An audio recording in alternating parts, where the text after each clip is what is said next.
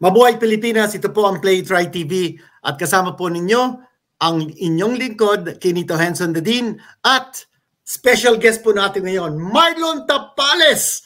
Kagaling lang sa napakagandang laban kontra kay Naoya Inoue. That was last Tuesday sa Ariake Arena sa Japan, Tokyo. At ngayon, kakausapin po natin si Marlon. Marlon, yung nangyari sa laban, sa tingin ko, pinakita mo yung puso ng isang Pilipinong bandirigma. Hindi ka nag-back out, hindi ka nag-back down, hindi ka nag-back away, lumaba ka ng puspusan.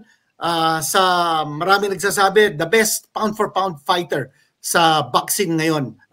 Anong pakiramdam nung pag-umpisa ng laban at hanggang dulo? Marlon.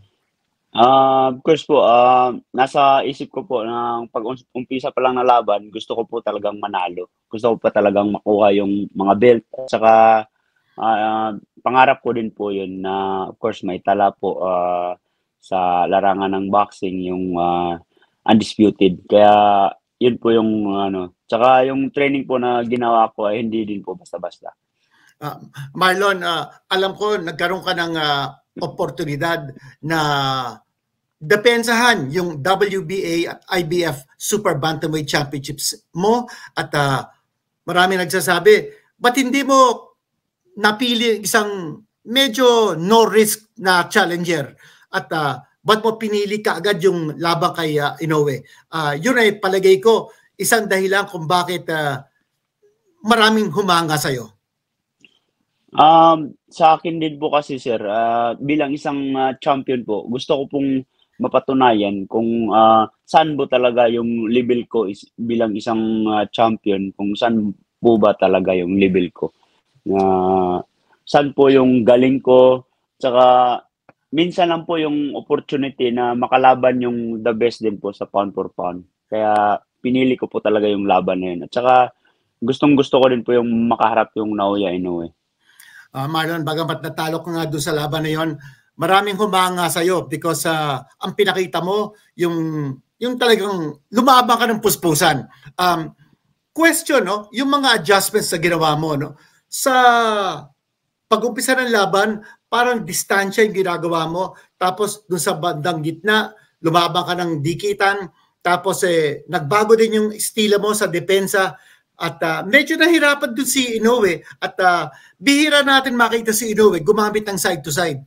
Pero nung lumalaban ka, tapos pumapasok na yung mga body shots mo, medyo na pag-isip-isipin din ni Inoue, sadali, baka matalo ako dito, mahirap na.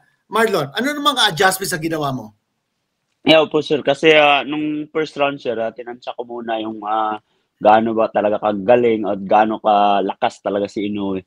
Nung alam ko naman po na kaya ko namang tanggapin at saka kaya ko namang saluhin, gumawa ako ng adjustment na yung talagang gusto ko po talagang manalo. Kaya yung ginawa ko, nag-abante po talaga ako at yung ginawa ko ay sinuntok ko siya sa tiyan. Kasi po, sa tingin ko po, doon po meron siyang weakness din po. Well, nakita din natin na medyo nararamdaman ni Inoue yung mga tama mo, no? Sa tiyan niya at sa tagiliran. Pero yung fourth round, bumagsak ka, pumasok yung kanyang kaliwa, tapos combination na may kanan, tapos kaliwa ulit. Pero nung 10th round, yung nagpabagsak sa iyo, yung kanan. Ano bang mas malakas na suntok ni Inoue? Yung kanan ba o yung kaliwa? Yung po yung nasa 4th round po kasi yun po talaga yung malakas. Yung 10 rounds, hindi ko po talaga akalain na babagsak pa ako dun kasi nakita ko yung suntok Tsaka alam ko na tatamaan ako dun Tsaka hindi naman yun masyadong malakas talaga pero ewan ko ba talagang umayaw na talaga yung katawan siguro kasi talagang nahilo ako Tsaka yung pinapakiramdaman ko yung sarili ko at saka yung bilang masyashort talaga ako, hindi talaga ako makatayo Well, nakita naman natin na nakaluhot ka doon tapos inangkat mo yung isang paa mo talagang balak mo talagang tumindig. Pero siguro sa dami ng suntok na natanggap mo, no? Ganun nga nangyari. Yung yung sa 10th round doon, tumama yung kanyang right straight. Pagkatapos nun, yung pangalawang tama niya na right straight, hindi masyadong malakas yun eh. Pero parang medyo napunta ka dun sa may bandang lubid bago ka bumagsak, ano? Sa tingin mo ba at that point, no? Sabi mo sa sarili mo, kasi nung 9th round parang bumababa na yung mga suntok mo eh. Naramdaman mo ba na sandali, parang hindi na siguro, no? Parang meron namang susunod na laban pa eh. Hindi naman ito na yung huling laban mo. Yung ba naisip mo, Marlon? Hindi po talaga, sir. Hindi ko po talaga naisip yung ganun, sir. Sa katunayan po, gusto ko pa po talagang tumayo. Pero talagang hindi na po makatayo yung paa ko. Pinilit ko pa po talaga eh. Marlon, noong 2016, meron kang laban sa Bangkok, si Pung Luang. Yeah. Natandaan mo yun? 2 beses ka bumagsak doon. Pero bumangon ka, tapos nakascore ka ng 11th round TKO. Yes, sir. Dito sa laban na to, 4th round, bumagsak ka. Pero nung round 5, 6, and 7, maraming humanga kasi sabi nila, wow, bumagsak ito ng 4th round, pero lumaba ka ng 5th round. Sa tingin ko nga doon sa mga 5th, 6, and 7, parang nakuha mo yung round na yun. 2 judges, binigay sa iyo yung round number 7. Pero yung round 5 and 6, medyo nakita ko, naramdaman ni Inoue yung mga suntok mo eh. Feeling mo ba na parang nagkakaroon na ng konting advantage yung mga ginagawa mo sa loob ng ring? Kasi sir, ganito kasi yan, sir. Nag-iba din kasi po siya ng style. Nag-adjust din po kasi siya. Magaling din talaga yung Inoue. Nag-adjust din siya ng style, tsaka hindi rin siya lumaban ng toto-to, di ba? Tsaka tumatakbo siya, nagka-counter siya. Kaya yun yung naging advantage niya kasi mabilis din yung paa niya, tsaka mabilis din yung kamay niya. Yeah. Yun ang napansin ng marami, Marlon, no? Kasi si Inoue, hindi naman basta-basta tumatakbo yan. Hindi masyadong nagsa-side to side. At ang estilo niya ay talagang umaatake. Pero nung tumatama na yung mga suntok mo sa tiyan at saka doon sa tagiliran, parang napapag-isipan niya siguro niya, sandali, hindi ito madaling laban para sa kanya.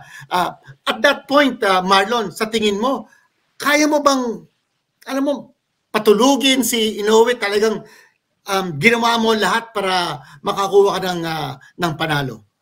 Opo sir, kung talagang lumaban siya sa akin ng toto ay talagang makukuha ko talaga siya. Pero magaling talaga siya, mautak talaga si Inoue. Mautak at saka magaling. Kausap ko nga si MP Promotions head na si Sean Gibbons. At sabi niya sa akin, nasabi mo sa kanya na hindi namang gaanong super lakas si Inoue, pero yung speed at saka yung timing niya, opo. Ibang klase, no, Marlon? Yeah, opo. Hindi ko masabayan eh. Well, Marlon, 122 pounds ang pinaglabanan nyo. Ito yung division mo. At si Inoue, marami ng division na ipanalo niyang World Championship. Ito rin yung pang-apat. Especially since na-unify niya. No? Marami nagsasabi, pati si Sean Gibbons, na siguro pakatapos ng isang taon, si Inoue aakyat na sa 126. Siguro po. Ikaw ba mananatili sa 122? Komportable ka na ba dito? At alam ko dun sa bantamweight world champion ka, hindi mo nakayanan yung timbang. Pero ngayon parang okay na okay yung timbang mo, shoot na shoot. Opo sir, sa tingin ko po mananatili ako sa 122. Tsaka gusto ko pong makakuha ng chance dito sa 122 kung sakali. Siguro yan naman si Inoue, aakyat naman yan. So yan, dito ako komportable, so dito ako lalaban. Ang balak yata ni Mr. Gibbons at saka si ang manager mo, si JC Banangkil, magpahinga ka muna ngayon at maraming, sabi ko sa iyo, no, maraming humanga sa stand mo because alam naman natin kung gaano galing si Inoue. Pero ang balak yata May or June, lalaban ka ulit, makakuha ka ng panalo, tapos lalaban ka ng eliminator, bago magtapos ang 2024, lumaba ka ulit for a world championship ng 122. Sabi sa akin ni Sean Gibbons, sigurado you will become another 2-time world champion sa 122. Iyan ba napag-usap-usapan na ninyo? Opo sir, yan yung din po yung nasabi ni Sir Sean Gibbons at saka ni Boss JC Manangkil. Sang-ayon naman po ako dun. Okay. Si Inoue, maraming nagsasabi na ang susunod na laban niya kontra kay Luis Neri o kaya kay Murujon. Okay, si Murujon, nakalaban mo na yan, tinalo mo, undefeated yung Murujon nung natalo mo siya at underdog ka din, no? 5-1 favorite si Murujon. Ito naman 10-1 ang favorite si Inoue. Sa tingin mo ba kaya ni Murujon si Inoue? Depende din po sa training na gagawin niya at saka sa kondisyon ng katawan niya. Yung training na ginawa mo, Marlon, marami kang sparmates sa Baguio at si Vincent Astrolabio, isa sa mga sparmates mo, no? Anong natutunan mo kay Vincent at marami nagsasabi si Vincent, ang lakas niya, halos pareho na din ang lakas ni Inoue. Totoo ba yun? Opo. Malakas po si Vincent Astrolabio at saka lahat ng kasparing ko doon ay may iba-ibang estilo. Kaya doon ko din po na kukuha yung mga style na gusto ko makuha. Tsaka nagpapasalamat nga po ako sa lahat ng tumulong sa akin doon sa pag-sparring. Marlon, itong laban nyo kay Inoue, ngayon at natapos na, kung babalik ka sa training mo, anong dapat na nagawa mo sa training para mas maganda ang preparasyon mo at mas maganda ang pinakita mo sa laban? Sa tingin ko naman po, ginawa ko naman po talaga lahat. Tsaka sa training, sa coach ko, sa buong team. At saka hindi lang po talaga binigay sa akin. Hindi lang po talaga para sa akin. Yun lang po talaga. Palagay ko si Inoue, oras niya ngayon Pero alam mo, may oras din yan. At Marlon, alam ko, at maraming nagsasabi na hindi pa tapos ang karera mo, no? Ang boxing career mo, magiging world champion ka ulit. Meron akong nabalitaan na si Nonito Donaire Jr. ng 2 beses lumabang kay Inoue, nagbigay sa iyo ng konting advice. Ano ba ang mga nasabi ni Nonito Donaire sa iyo? Nung laban pa to ni Ahmad Alib, yun yung nakita ko talaga siya ng personal sa Top Rank. Nagbigay siya sa akin ng advice. Kasi underdog din ako doon. Tsaka sabi niya sa akin na laban lang, sikap lang, training, yun talaga yung importante. Tsaka ibigay mo lahat ng kung anong meron ka. Yun po. Pero wala siyang nasabi tungkol kay Inoue? Wala po yun. Kasi Ahmad Alib fight. Pero previously, ngayon naman, nung laban namin ni Inoue, hindi naman siya nagbigay sa akin ng advice. Pero may lumalabas kasi ng mga video, ganyan, di ba? Kaya yun lang po, yung nagbibigay siya ng advice doon, pero hindi naman direkta sa akin. Pero yun lang po yung tinitingnan ko rin po. Marlon, pagkatapos ng laban, meron bang sinabi si Inoue sa iyo? At meron bang sinabi si Bob Arum at saka yung ibang mga promoter ng laban?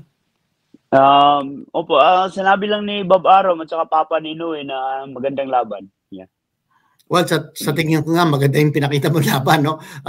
Nagulat lang ako sa decision ng mga scorecard ng judges, no? Yung 2 judges na ibigay nila yung round 7 sa iyo. Pero yung isang judge walang round na binigay sa iyo.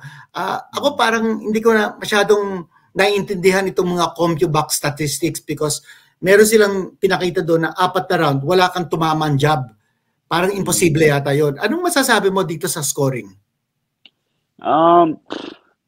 Hindi ko po maano yung scoring nila kasi mahirap din po intindihin kasi kung titingnan ko naman, kahit titingnan ko yung round na pag-score nila at titingnan ko yung laban, parang hindi po umaayon sa mga nangyayari sa laban.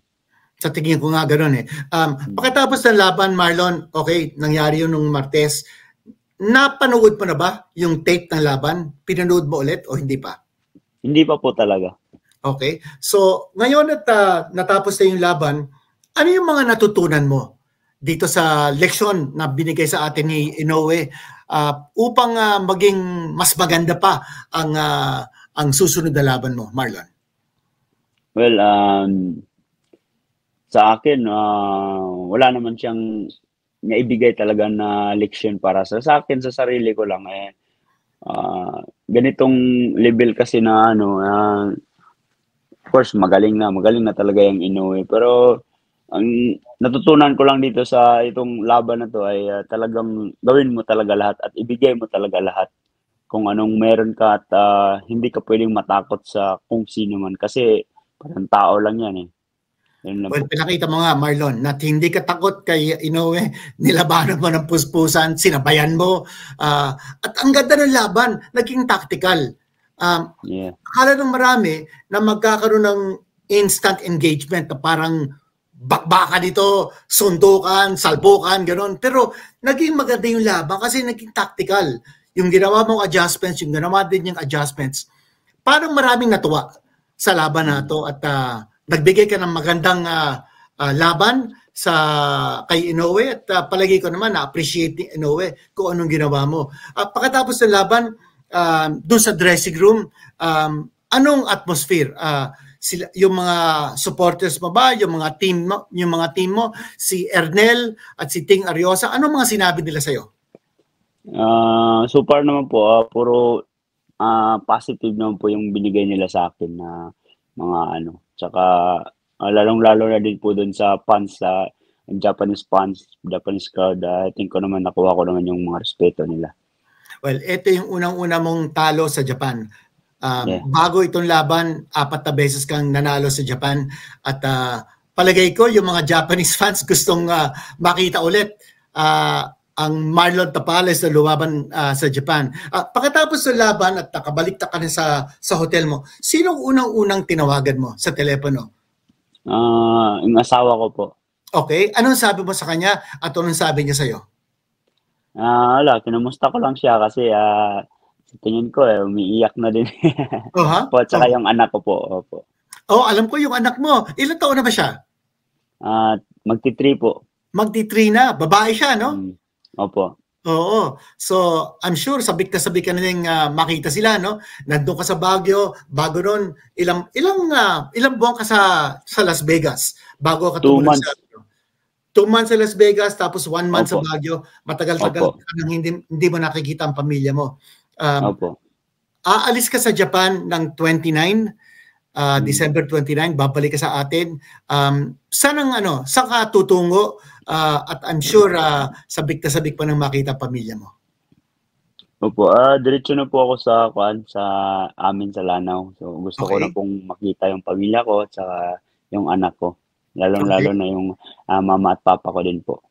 Oo, si Marlon, I'm sure very proud sila sa pinakita mo, itong laban na to. At ilang linggo o kaya ilang buwan magpapahinga ka bago bumalik ka sa training sa gym? Sa tingin ko po mga 2 to 3 weeks gusto ko na pong bumalik, eh. Gusto ko na pong dahan-dahan, mag-jogging, opo.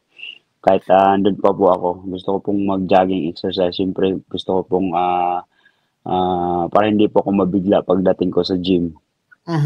Marlon, ano ba ang balak ni JC Manangkil at ni Sean Gibbons? Magte-training ka sa Pilipinas o babalik ka sa US para mag-training sa darating mong laban siguro mga Mayo o Hunyo? Sa tingin ko po, te-training ako sa Pilipinas, tsaka lalaban ng isang beses at saka babalik sa US, so magte-training ulit.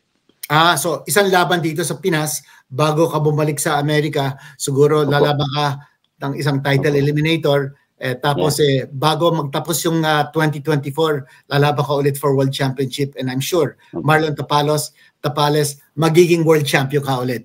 Maraming salamat sa panahon mo, Marlon. Baka meron kong gustong sabihin ng mensahe sa mga sumusuporta sa iyo. Maraming nagdasal para sa iyo at yung dasal namin hindi naman for win or for lose. Ang dasal ng kababayan mong Pilipino, ako kasali na doon. Walang mangyaring masama sa iyo pagkatapos ng laban at makalaban ka ulit. Yan naman ang talagang hinahanap ang pinagdadasal natin. Marlon, kung meron ka mensahe. Well, nagpapasalamat ako unang-una sa mga tao, sa mga fans na lalong-lalo na sa mga boxing fanatics na solid supporters talaga na nagdarasal sa laban natin at sumusubaybay sa bawat laban. Nagpapasalamat ako na pinagdarasal nila ako sa laban at saka sana po suportahan nila palagi yung boxing ng mga Pilipino natin kababayan. Thank you po. Maraming salamat, Marlon Tapales, the former WBA and IBF Super Bantamweight Champion, the former Bantamweight Champion of the world. Babalik at babalik si Marlon Tapales. Mark my word, magiging world champion ulit si Marlon Tapales. Maraming salamat, Marlon. Thank you, sir. Mabuhay ka. Magkita ulit tayo sa Pilipinas. Yes, sir. Thank you, sir. Marlon. Diyan po nagtatapos ang ating exclusive one-on-one interview with Marlon Tapales. Ang pinakita niya ay talagang puso ng isang Pilipino mandirigma. Hindi siya nag-back down. Nilabanan niya ng puspusan si Naoya Inoue, who is undefeated as a fighter.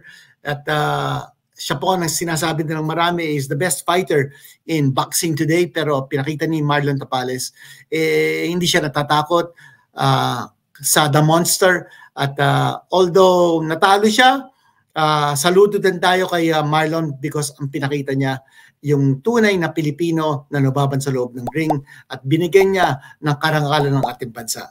So with that, maraming salamat po. Play It Right TV. Ito po si Kinito Henson. See you again next time. Play it right all the time. Salamat po.